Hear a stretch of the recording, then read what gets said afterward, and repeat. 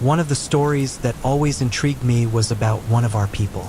He was originally from the state of Sonora. He crossed into the neighboring country when he turned 20. There, he met my mother and her children. We were born in this northern country. My name is Anna Maria, and I gladly share this story with you. I hope it will capture your interest, as it did mine, when learning about my father's anecdotes and the place where he was born and spent his childhood. In 2013, I traveled to Mexico. Upon my arrival, I realized that few things from my father's memories remain standing, while many no longer exist. The grandparents' house is still inhabited by Uncle Gaston. A few hours after my arrival in the town, I asked him if the house of the Jarocha was still standing because I felt attracted by what my father had told me. My uncle, very kindly, told me that very early in the morning, he himself would take me to see it. It was late, and the sun was about to set. Night would fall, and with it, the crawling animals would come out. The exact place where the house is located is not within the town, so I spent that night in conversation with the family. Very late in the morning, we all went to rest, and in the morning, accompanied by my Uncle Gaston, we arrived at the exact place of the stories told by my father. Despite the fact that several decades have passed, the house still stands, though a little deteriorated. That abandoned house is located on the hill behind the town. My uncle told me in a very serious tone that after the death of the Jarocha, there was always talk of apparitions inside it. To this day, no one dares to get too close, and although some claimed that it was just an abandoned house, it was always said that there was something much darker within its walls. From a distance, through the windows, the neighbors who live in the surrounding area claim to see flashes of light coming from inside, illuminating the shadows. At times, they filter through the windows, and after a blink, they are lost in the darkness of the mountain, as if something or someone was guiding them. My uncle began to tell me the story of the house, adding information that my father did not know. After leaving the town, a woman arrived who was nicknamed La Jarocha. This was because the lady was originally from the state of Veracruz, Mexico. The lady called a lot of attention for her peculiar beauty. Don Pedro had visited that state, and it was there where he met her. Since he was a widower, he married that woman. Some said she was a witch because she looked down on everyone. She believed herself superior to everyone, a haughty and perhaps despotic woman. Men did the impossible to please the woman and win her trust so they could be close to her, no matter that she was a married woman. Don Pedro Marquez, her husband, traveled very often, absent from the town, leaving the Jarocha in the care of a woman he trusted. But she betrayed the man because greed won her over with the money that her mistress gave her. This was because she had, as a lover, the town commissioner, who was a young and handsome man. Gossip spread like wildfire, and although Don Pedro was in the capital, gossip reached there. No one likes to be seen with an ox face, and Don Pedro returned to town a week before what he had told his wife.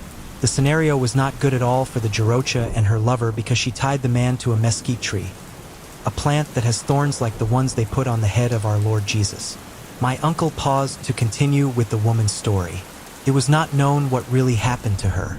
Some say that he buried her in the woods after killing her. Those lights coming out of the house are the souls of those two lovers who have no rest. And as these go towards the mountain, it is believed that Don Pedro buried her there. It was not known. Nothing more was said. The old man paid good money to avoid being imprisoned. He left everything just as the Jarocha had left it before her death. The Jarocha's house today is completely abandoned, but inside, you can still see the belongings of its former owners. No one from the town made an attempt to take over the land. Some tried but fled in the middle of the night, scared by the spirit of a woman who torments them with her moans and cries. Those who have had the bad luck to meet the Jarocha's lost soul claim that she has a large cut on her neck, and from it oozes the vital liquid, which stains her clothes that were once white. Not even Don Pedro's children could stand to live in that house because they soon abandoned it without even spending a single night in it.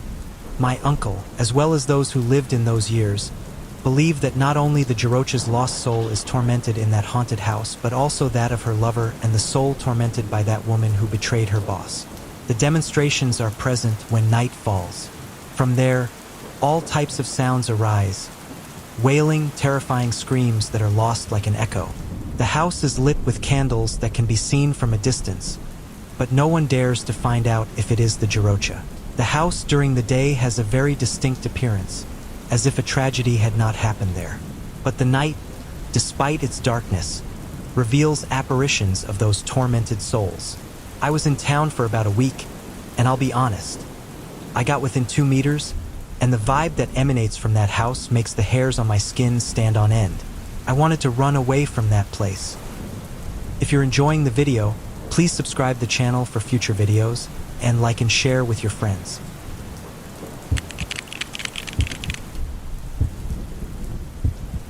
The Black House was always a place that aroused fear and curiosity in the colony. From the outside, its walls, blackened by the soot of the fire that consumed it in 1984, stood out like a painting in that landscape. My name is Carlotta Ordez. Today, that house is still standing. From it emanates smells of wood and burnt flesh, and to this day, it is claimed that no one lost their life in the fire. There is something in that place, a sinister presence that is not willing to leave this plane. The legend of the Black House tells that its last owner, a lonely and strange man, Don Sebastian, was a practitioner of dark arts. It was said that every night he locked himself in one of the rooms, the only one that, to this day, is the best preserved despite being in ruins. From there, some neighbors claim to have seen strange humanoid figures filter through the oil-covered windows. No one was surprised the day the house was consumed by fire. Some even claimed that when they saw the fire from their windows, they swore they could make out figures within the flames. They said they were demons who had come for Don Sebastian. Others believed that a bad spell had ended the sorcerer's life. But the most credible story has been that old Sebastian got involved with the wrong people. One night, a dark car arrived for the man, who seemed to be waiting. He had with him his backpack, in which he carried his sorcerer's items. The car disappeared around the corner, and that morning the car returned. But the neighbors who saw the car parked in front of the house assured that at no time did old Sebastian get out of it. The house was closed for several months, and despite the fact that several of the sorcerer's clients came to knock on the gate, it never opened. 3 months passed in which no one knew about Don Sebastian. But one night, the man returned, but not in his previous form, not as a living being. Laura, my sister, who at that time was dating the man who is now her husband, both looked at the old witch enter through the gate. Both were in shock because the old man went through it. Out of fear or because they were not believed, Laura did not comment on what she had seen. But a month later, a month after they had witnessed the soul of Don Sebastian enter his old home, was when the sinister happened. The house began to burn just after 3 o'clock in the morning. The entire house was stained black, blackened. The walls, to this day, give a terrifying appearance because on the walls, you can see human figures as if they had been trapped in the flames and the smoke. It was said that these were souls trapped by the black works that the witch performed. The old man entered dark territories without imagining that this would end his existence.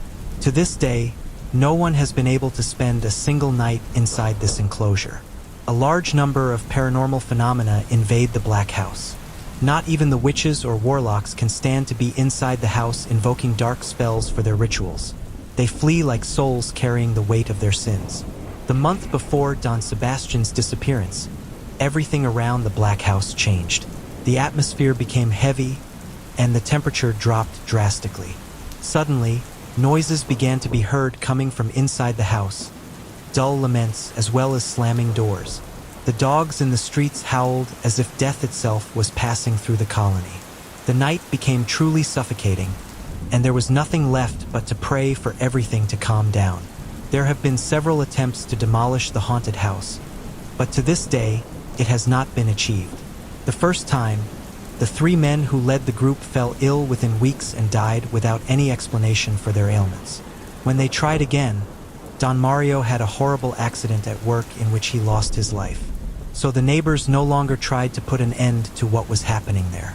The Black House, to this day, has not been able to be destroyed.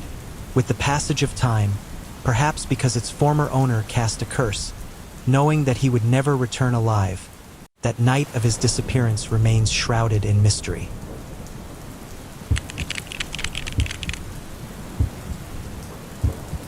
I'll tell you this experience. The house of Dona Reinalda is located on the corner of the main street of the neighborhood where my parents still live. It's a place that people still avoid approaching after dark. Since I was a child, that place caused me a fear that is difficult to explain, and I think it does the same to all the kids on the block. My name is Adrian Quesada. I knew the person in this story. The woman, in life, was known not so much for her devotion to the church but for her display of piety and charity. Dona Reinalda filled the walls of her house with what looked like an army of crucifixes, saints, virgins, and how many cherubs. All the images were piled up in an obsessive fervor. Every corner of her room was adorned with a statue, a print, or a religious symbol. But those who really knew her knew that behind that facade of piety, there was a woman full of greed. Her generosity, if she ever had any, was more a show than a virtue, and her sharp tongue left marks on those who knew her. I remember the day she died. Those closest to the lady said that her death had been the result of tragic news that she herself had earned. It was so sudden, they said she collapsed after receiving a letter. That was said. Well, those who found her read its contents. The pages were still in the hands of the deceased, squeezing them, without anyone being able to take them away. You know, there are people who draw conclusions from the little they read on those pages. Since then, her house became a place where stories of apparitions of the woman were told every day. Such was the fame that the house was haunted that it became known as the nun's house. Based on the manifestations, it attracted spiritualists, curious people, and fanatics who wanted to make contact with her or with beings from the beyond. Sometime after her death, some young people began to perform spells in Dona Reinalda's living room. Others, even more daring, brought a Ouija board, looking for answers to questions that not even they knew how to formulate correctly. Even satanic rituals were carried out inside that house. All of this unleashed strange occurrences. Those who entered the property to have an experience with the spirit of the one who lived there assured that the religious images seemed to come to life. They swore to feel a presence watching them. My friends, with whom I had grown up, could not resist the temptation to find out if it was true that the nun's house was really haunted. So one night, my brother Marcos, Baudilio, Tomas, and I had the audacity to enter that house. We carried lamps in our hands and holy water to ward off the spirit of Dona Reinalda, in case it appeared to us. I know it sounds funny, but we were still children. We barely set foot inside when we felt a presence watching us from some dark corner of the house. Everything felt damp, and it was very dark inside. We could feel that a dark entity lived there, and not that of Dona Reinalda. Something was trapped there after so many rituals and spells that they did for several years.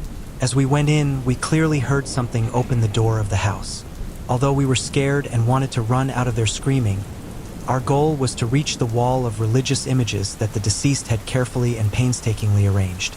As we approached, my brother Marcos claimed to hear an animal on the roof of the house, but we didn't hear anything, so we continued. The house smelled damp and everything old. In front of us was the armchair where the deceased had spent her last moments. I think it was because of fear. I managed to see her, but the dark silhouette did not flinch at our presence. Soon after, we began to hear the crying of a woman, just as we arrived in front of the wall of images. I'm not lying to you when I say I literally almost shit my pants. The faces of those Christs, saints, and virgins looked corrupted, all because of what had happened there. Their macabre smiles and their eyes watched our movements. Paralyzed by what we saw, and feeling the ghost of Dona Reinalda behind us, we turned our heads slowly. Tomas was the one who saw her. Well, we only saw the dark silhouette that stretched its arms toward us. Baudilio's scream took us out of that trance we were in. I pulled my brother and we left the house.